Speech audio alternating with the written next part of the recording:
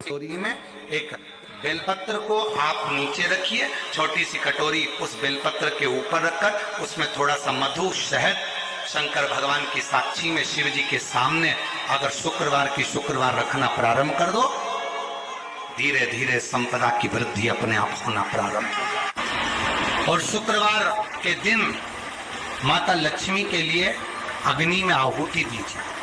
महाराज, शाम के समय पर सूर्यास्त के पहले शिव महापुराण की कथा कहती है, अग्नि पुराण कहती है, नर्मदा पुराण कहती है, लिंग पुराण कहती है कि बेलपत्री के वृक्ष के नीचे, नीचे तो नीचे वो भी जाने तो यहां तक वर्णन किया शिव महापुराण में तो कि बेलपत्री का जो फल होता है ना, बेल फल जो होता है, कहते हैं अगर किसी व्यक्ति के यहाँ लक्ष्मी की कमी होती है, संपदा की कमी होती है, जिसके यहाँ पैसा नहीं आता, धन नहीं आता, तो बेल का जो फल होता है, बेलपत्री का जो फल होता है, उस फल के गूदे को, बेलपत्री के फल का गुर्दा निकाल लो, सुखा लो, गाय के घी में उसको डुबो लो और शुक्रवार के दिन माता लक्ष्मी के लिए अग्नि में आहुति दीजिए। महाराज, शाम के समय पर सूर्यास्त के पहले ये जो आहुतियां हम बेले के गुर्दे के फल की गाय के घी में डुबोकर माता लक्ष्मी और भगवान विष्णु के नाम से देते हैं, महाराज 2 या 3 शुक्रवार करोगे, लक्ष्मी की कभी कमी नहीं आती, संपदा बढ़ती है।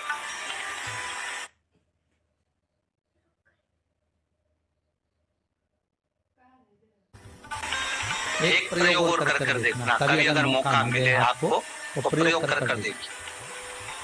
लिंग पुराण के अंदर लिखा हुआ है, शिव पुराण में, लिंग पुराण में और स्कंद पुराण में कहा गया है कि अगर किसी ने बेले के फल को, बेले के फल का अगर थोड़ा सा भी गुर्दा पाया है, बेले के फल को खाया हो या बेल का रस पिया हो या बेल के फल का जूस पिया हो, अगर वो व्यक्ति का अनायास किसी कारणवश प्राण भी छूट गए हो, तो शिव महापुराण की कथा कहती है कि 27 दिन तक वो बेल के फल का रस उसके नस नस में रहता है, तो उस व्यक्ति को यम नहीं छूते, वो कैलाश पर निवास करता है। मर भी जाता है तो अधोगति में नहीं पड़ता, नरक नहीं भोगता, वो वैकुंठ पद का कामी, वैकुंठ का निवास।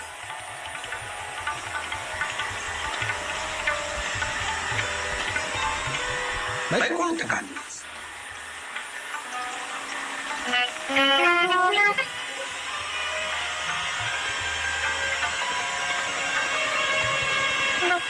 ये जो शिव जी को चढ़ती बेलपत्री हुई, शमी पत्र हुआ, मदार का पुष्प, कांकड़े का जो पुष्प हुआ, ये सब साधारण नहीं है। साथ शंकर का एक गुण तत्व ग्रहण करने वाले, शंकर का अनुमोदन करने वाले, शिव को एक वस्तु जो चढ़ने वाली साधारण नहीं।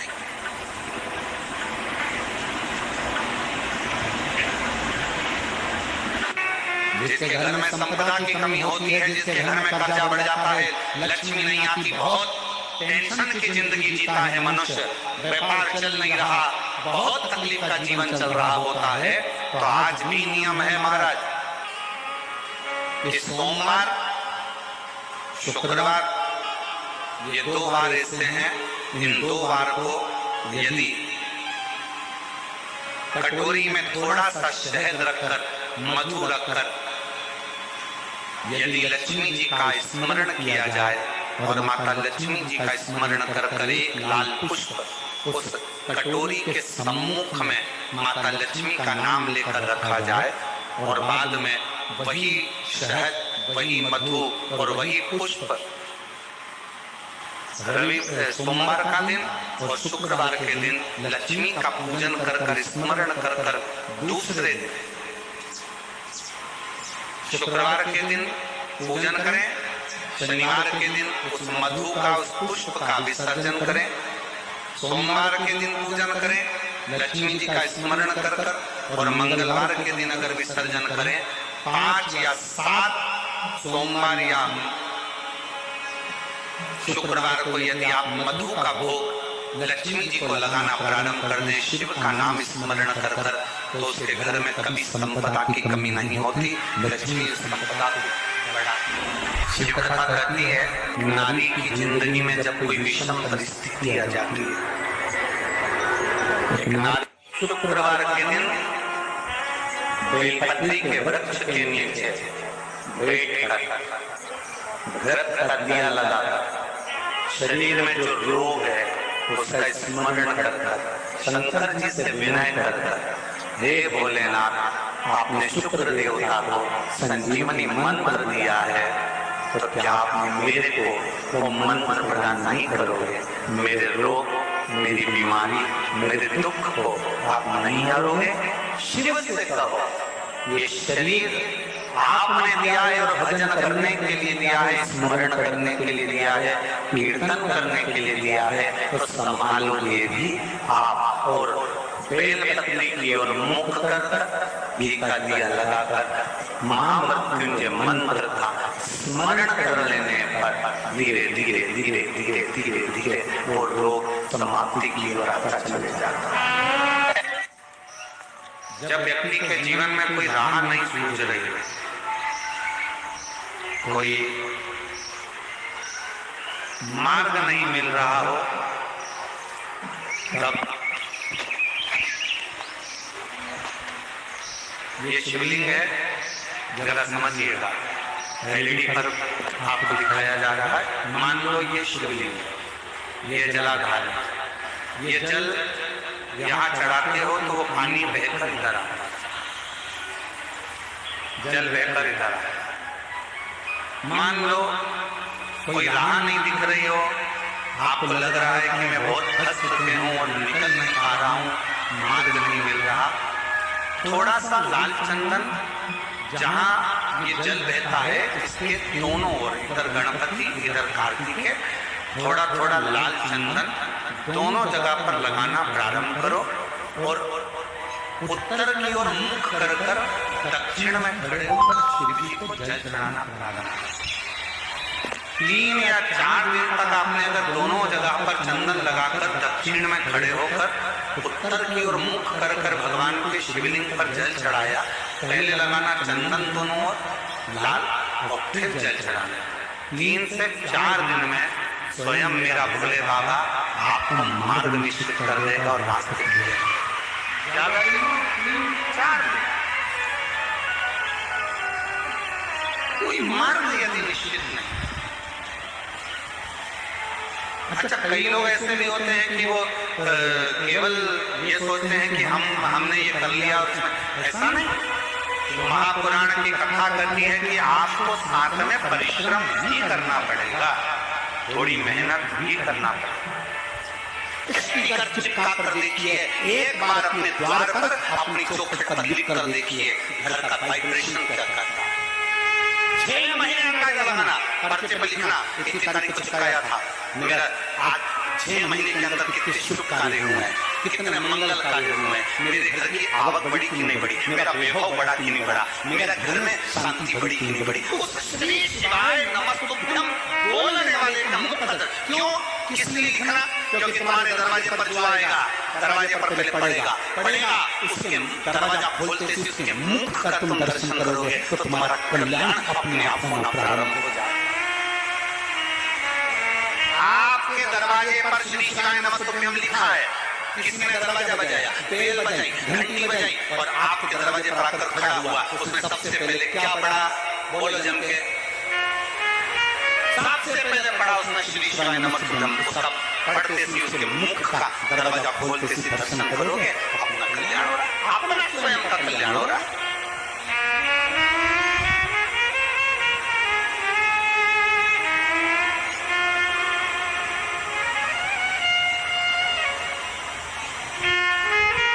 उसके मुख का मार्गदर्शन हमारे जीवन के, हमारे वाइब्रेशन को बढ़ाता। एक निवेदन, कई लोगों के घर में हमने देखा है कि घर में जो शंकर भगवान का शिवलिंग होता है तो घर में लोग कितनी बड़ी प्लेट भर लेते हैं, प्लेट में पानी में ही भगवान शंकर को दिन भर उसी में डूबा रखते हैं, उसी के अंदर पानी का पक्का रहता है, भगवान उसी के अंदर गीले की गीले ही रखे रहते हैं, हमेशा गीले की गीले रहते हैं, वो बस पानी में डूबे की डूबे। ऐसी प्लेट कर ली, प्लेट के अंदर शंकर जी धर दिया, ऊपर से झंडा धर दिया, पानी का पक्का रहा और शंकर भगवान की प्लेट में पानी भरा गया और भगवान उस पानी में गीले की गीले।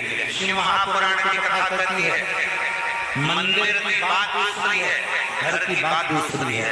घर में शंकर जी का स्नान अभिषेक पूजन करने के बाद शंकर जी को एक अच्छे सूखे वस्त्र से पोंछकर एक अच्छे स्थान पर उनको रखकर बेलपत्र का श्रृंगार कर दीजिए या पुष्प का श्रृंगार कर दीजिए, दोनों नहीं हो तो एक चावल का दाना शंकर जी के शिवलिंग पर रख दीजिए, शंकर भगवान उससे प्रसन्न होंगे।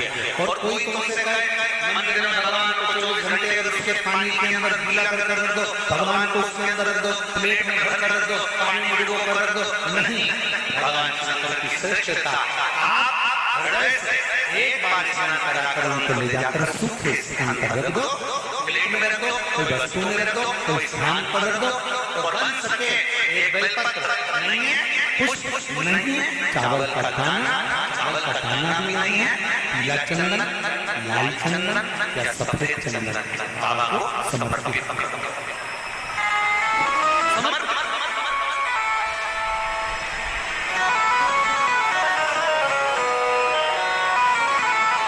शिव का समर्पण, शिव का।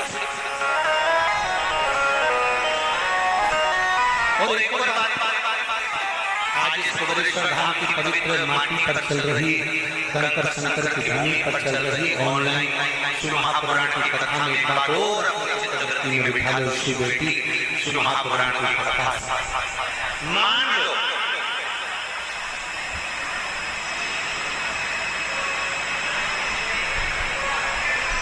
शरीर के किसी भी अंग में अगर गांठ हो गई, बहुत बड़ा रोग हो गया, बहुत बड़ा रोग हो गया, डॉक्टर को दिखाइए, दवाइयां दीजिए, जांचें कराइए। और शंकर जी की 5 लड़कियां, पहले नंबर पर जया, 5 बेलपत्र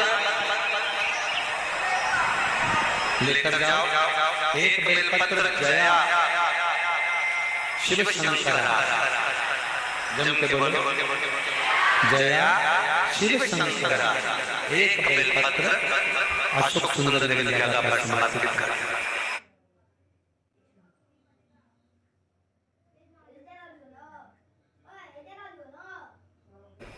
दूसरी विषहरा शिव शंकर गणेश जी की जगह पर अर्पित कर। श्यामली बारी शिव शंकर कार्तिकेय की जगह पर समर्पित कर।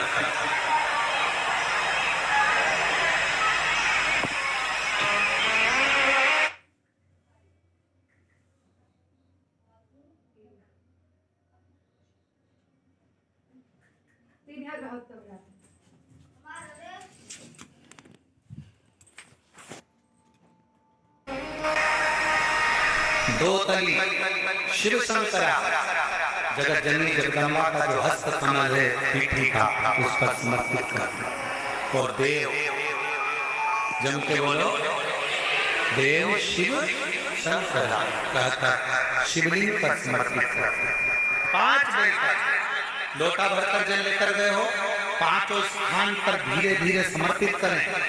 और आपके शरीर में जो रोग है, बीमारी है, उसका स्मरण कराते हुए बाबा को जल चढ़ाते हुए जल का थोड़ा सा भाग 5 बेलपत्र में से कोई सी भी एक बेलपत्र वो लेकर, आप पहले दिन गए हो, तुम्हें याद रहना चाहिए कि आज मैंने कौन सी बेलपत्र ली है। गणेश जी के स्थान की बेलपत्र ले लो, दूसरे दिन अशोक सुंदरी की बेलपत्र ले लो, तीसरे दिन कार्तिकेय की बेलपत्र ले लो, चौथे दिन पार्वती के हस्त कमल की बेलपत्र ले लो, और 5वें दिन शिव के शिवलिंग की बेलपत्र ले लो। ऐसा क्रम करना है। 5 दिन 5 बेलपत्र चढ़ाना है और एक एक बेलपत्र लेकर आना है। सुबह खाली पेट उस बेलपत्र को खाइए और थोड़ा सा जलपान कर बाबा का जो जल है उसका आचमन करो। शिव जी से विनय करो, 5 दिन के बाद में फिर वापस जांच करवाइए, धीरे धीरे शरीर में जो रोग है वो समाप्त की ओर जाए। जो डॉक्टर दवाई दे वो दवाई खाओ, जो डॉक्टर जांच का बोले जांच कराओ। डॉक्टर शंकर का एक रूप है, जैसा डॉक्टर बोले वैसा करो, और साथ में शंकर के प्रति एक विश्वास रखकर उसकी दृढ़ता भी धारण शिव के एक समर्पण। एक पत्र अच्छा है महाराज, हम तो आपसे निवेदन पहले भी करे, फिर कर, मान लो आपको ऐसा लगता है कि घर में बीमारियां ज्यादा घेर रही है, तो एक बेल का टुकड़ा, बेले का फल का एक टुकड़ा अपने ही घर में कहीं पर भी कटोरी में रख दीजिए, शिव का स्मरण सुख प्रदान करेगा। अगर थोड़ा बहुत रोग आ भी गया निकल जाएगा, पर बड़ी बीमारी में कोई फंस नहीं पाएगा, ज्यादा जनहानि नहीं, तकलीफ नहीं होगा। शिव को प्रिय। फिर वही स्कंद पुराण का संवाद आ गया। बेल पत्री के वृक्ष की जो जड़ होती है, उस जड़ के अंदर 33 कोटि देवताओं का निवास होता है। 68 करोड़ तीर्थ बेलपत्री के पेड़ के नीचे रहते हैं। 68 करोड़ तीर्थ मात्र बेलपत्री की छांव में, बेलपत्री के नीचे विराजमान होते हैं। अगर आपके मन में कभी कभी भाव उत्पन्न हो जाए ना कि मेरे को कहीं तीर्थ करने जाना है और अभी मौका नहीं मिल रहा, और तीर्थ जाने का मन करे, तो किसी बेलपत्री के पेड़ के नीचे 5 मिनट जाकर बैठो।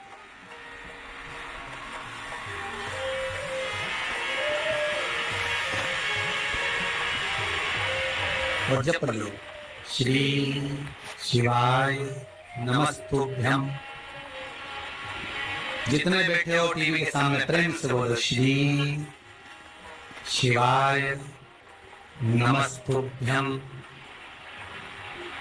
जितने टीवी के सामने बैठे हो फिर से बोलो, श्री, साथ में बोलो, आगे आगे नहीं, श्री शिवाय नमस्तुभ्यम।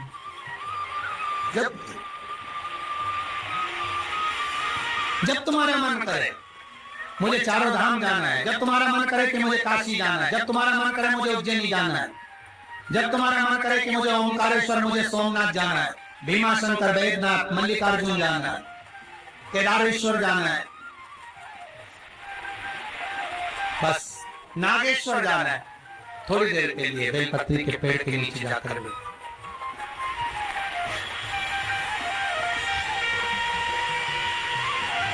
68,000 सब बेलपत्री के वृक्ष के नीचे विराज।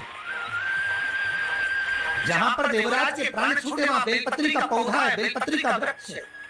हिंदू धर्म में आज भी रीति है, मरने वाले व्यक्ति, अब तो ये कोरोना महामारी में गाड़ी में भरे लेकर चले गए, जला दिया, पर पहले जो नियम था शास्त्रार्थ के अनुसार, जब कोई व्यक्ति मरता था उसको कंधे पर लेकर जाते थे, तो ले जाने के बाद में बीच राह में एक स्थान ऐसा आता था जहां पर अर्थी को उतारते थे, विश्राम स्थल पर उस अर्थी को उतारा जाता था।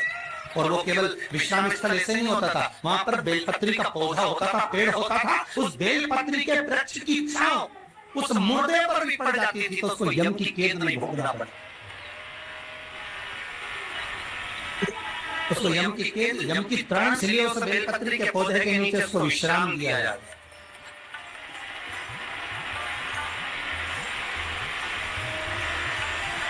बेलपत्री के पौधे के नीचे उसको विश्राम कर दिया। शिव कह रहे हैं, देवराज तेरे प्राण छूटे, मना नहीं है तेरे प्राण छूटे, पर तेरे प्राण जहां छूटे वो बेलपत्री का वृक्ष था।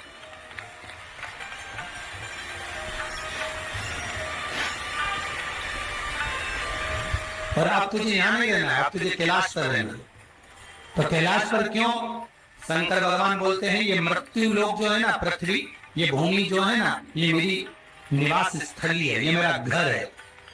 इसलिए शंकर भगवान ने, भगवान विष्णु ने जब कहा था, भगवान विष्णु जब शंकर भगवान से बोले कि मैं आपसे मिलने आना चाहता हूं, तब शंकर भगवान बोले आ जाओ। तो भगवान विष्णु पृथ्वी से एक हाथ ऊपर पांव रखकर चल रहे। तो शंकर जी ने पूछा तुम पांव जमीन पर क्यों नहीं रखते, पृथ्वी पर रखो। शिव जी मैं पांव पृथ्वी पर नहीं रख, क्यों? नहीं नहीं नहीं, मैं पांव पृथ्वी पर नहीं रख सकता। आखिर क्यों? शंकर भगवान से भगवान विष्णु कहते हैं पूरी पृथ्वी पर छोटे छोटे कंकर नजर आते हैं, हर कंकर में मुझे शंकर नजर आते हैं। जब कंकर में शंकर दिखेगा तो मैं पृथ्वी पर पांव कैसे रख सकता हूं? शिव जी बोले भाई नारायण भगवान विष्णु से बोले, हे नारायण अगर आप इतनी दूरी बनाकर रखेंगे तो फिर हमारे करीब में कौन आएगा? हम चाहते हैं कि आप हमसे मिलकर रहें, हम आपसे एक क्षण की दूरी सहन नहीं कर सकते। आप हमसे चिपक जाएं, लपट जाएं, आप हमसे रम जाएं, हम आप में रम।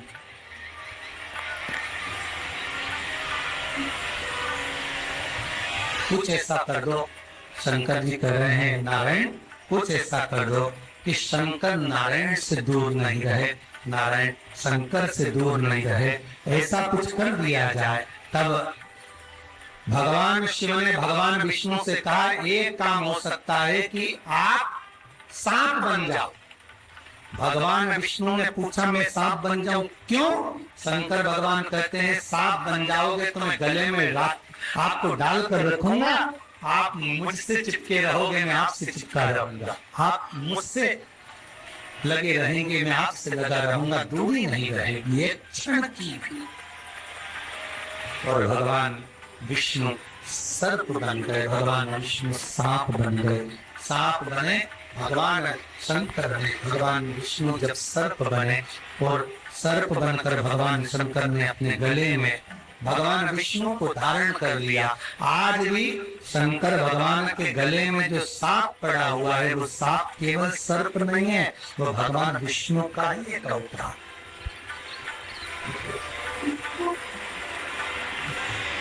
भगवान विष्णु का एक शंकर भगवान के पूरे शरीर पर 6 सांप हैं। कितने सर्प हैं? 6। एक जो गले में है वो भगवान विष्णु का होता, 2 हाथ में, 2 भुजा पर, एक कमर में जो सर्प नजर आता है। ये शंकर भगवान की 5 लड़कियां हैं, जया, विशाला, सांबरीवाली, 2 तनी और देव। शिव जी की 5 लड़की। शंकर भगवान के पूरे शरीर पर 6 सर्प हैं, 5 लड़कियां और एक भगवान विष्णु का स्वरूप, भगवान विष्णु का प्रतिबिंब, भगवान विष्णु का ही एक स्वरूप।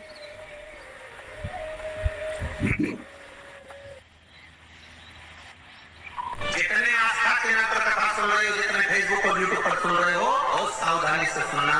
जब जीवन में कोई समस्या खड़ी हो जाए, कोई बहुत विकट समस्या है, कोई हल ना मिलता